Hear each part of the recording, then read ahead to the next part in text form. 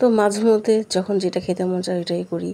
তো এই যে আজকে কয়েকদিন যাবো দেখা যাচ্ছে মিষ্টি কুমড়াটা আমার কাছে অনেক ভালো লাগতেছে। তো এই যে আস্তে একটা মিষ্টি কুমড়া নিয়ে আসলাম। তো এটাকে এখন আমি রান্না করবো আজকে। তো এটাকে অর্ধেক রান্না করবো, অর্ধেক রেখে দেবো। ক্যামেরাতে কিন্তু ছোট দেখাচ্ছে, কিন্তু আসলে অনেক বড় ছিল মিষ্টি কুমড়াটা। তো সাথে এই যে সুরি শুটকি দিয়ে তারপর সিম দিয়ে রান্না করবো। আসসালামু আলাইকুম এভরিওয়ান, সবাই কেমন আছেন? আশা করি যে যেখান থেকে আমার ভিডিওটা দেখছেন সবাই ভালো আছেন। তো আপনাদের দোয়ায় আমরাও আল্লাহর রহমতে অনেক ভালো আছি। তো কি কাজ করবো আমার মেয়েটার জন্য, মানে যে কাজটা নামাই ওই কাজটাই আমার আগে করেও বসে থাকে। তারপরে যে দেখেন শুটকিগুলো নামাইছিলাম কাটাকাটি করার জন্য। তো শুটকি কীভাবে কাটবো যে একটা অবস্থা শুরু করছে, মানে আমার কাছ থেকে সব টেনে টেনে নিয়ে যে আমাকে কাটতে দিবে না। তো সব সময় সব কাজের মধ্যে আমাকে এভাবে ডিস্টার্ব করেই যাও না বলতো। তো এখন আমি মিষ্টি কুমড়াটাই কেটে নিব, অনেক যুদ্ধ করে তো এই মিষ্টি কুমড়াটাই কাটলাম। আসলে বটি হচ্ছে ছোট, তো কুমড়োর সাইজ অনুযায়ী বটিটা খুব ছোট হয়ে গেছিলো, তো কাটতে অনেকটা কষ্ট হচ্ছিলো। তো অর্ধেকটা রান্না করবো। তো কিছুদিন যাবত শুধু মিষ্টি কুমড়া খেতে ইচ্ছা করতেছে, কেন যে মিষ্টি কুমড়া এতই ভালো লাগতেছে বুঝতেছি না। তো আগে তেমন একটা পছন্দ করতাম না, কিন্তু এখন মিষ্টি কুমড়ার প্রতি বেশি আকৃষ্ট হচ্ছে আমি। আর আমার বাচ্চারা তো একটাও যে মিষ্টি কুমড়া খায় না। আর আমার হাজবেন্ড তো আজকে মিষ্টি কুমড়া দেখে ভাতই খায় নাই, সে নাকি মিষ্টি কুমড়া খাবে না। তো আজকে মিষ্টি কুমড়া দিয়ে কিন্তু মাছ দিয়ে রান্না করবো আমি। তো মিষ্টি কুমড়াগুলো আমি বড় বড় টুমটুম করে কেটে নিচ্ছিলাম। তো মিষ্টি কুমড়া এইভাবে বড় বড় টুমটুম করে কাটলে আসলে গলে যাবে না, আর ছোটো ছোটো কাটলে তো গলে যাবে। তো এই যে অর্ধেকটা আমার এইটুকু হয়েছে। মিষ্টি কুমড়া দেখলে তো আমার বাবার কথা খুব মনে পড়ে।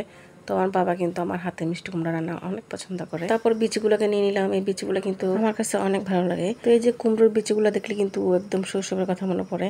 তো যখন ছোট ছিলাম এই বিচিগুলো কিন্তু আমি বেছে বেছে রেখে দিতাম, চাল ভাতার সাথে ভেজে খেতাম, খুবই ভালো লাগতো আমার। বীজগুলো খুবই সুন্দর ছিল, দানাগুলো, এগুলো খেতেও ভালো লাগবে। তো এগুলো সবগুলো নিয়ে নিলাম। তারপরে এই যে কিছু শুটকি নিয়ে নিলাম, অল্প করে রান্না করব আমি। আর আমার কড়াইতে কেউ তাকাবেন না। তো এখন অনেকেই বলবে সবসময় শুধু একটা কড়াইতেই রান্না করেন। আসলে যারা মাটির চুলা রান্না করে তারাই জানে। এই আমরা একটা কড়াইতেই রান্না করে করে বাকিগুলো ঢেলে ঢেলে আবার এটাতেই রান্না করি, কারণ সবগুলোতে তো আর কালি লাগানো সম্ভব না। তো যখন অল্প অল্প রান্না করি এটাতে রান্না করি, আর যখন বেশি কিছু রান্না করি তখন অন্য পাত্রে কিন্তু আমরা রান্না করি। তো এদিকে তো সব মশলা দিয়ে দিয়েছি আমি। প্রথমে কিন্তু মিষ্টি কুমড়াটা রান্না করে নেব আমি। এদিকে তো আমার মশলাটা একদম কষানো হয়ে গেছে, তেলটা উপরে উঠে গেছে। তো এই পর্যায়ে কিন্তু মিষ্টি কুমড়াগুলোকে আমি দিয়ে দিব, দিয়ে ভালো মতো নেড়ে চেড়ে কষিয়ে নিব।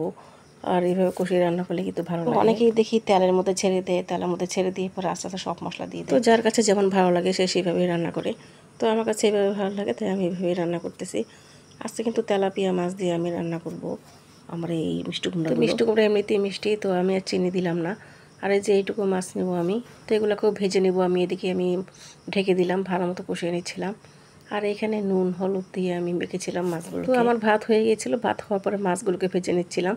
তো মাছগুলো ভাজা হয়ে গেলে কিন্তু আমি তরকারিতে দিয়ে দিব। আর তরকারিটা কিন্তু অনেক মজা হয়েছিল। আর তেলাপিয়া মাছগুলো কিন্তু একদম টাটকা মাছ ছিল, তো এগুলো দিয়ে রান্না করেছিলাম। আপনি টাটকা মাছ দিয়ে যে কোনো জিনিস রান্না করবেন সেটা আসলে অন্যরকমটা ফ্লেভার আসে।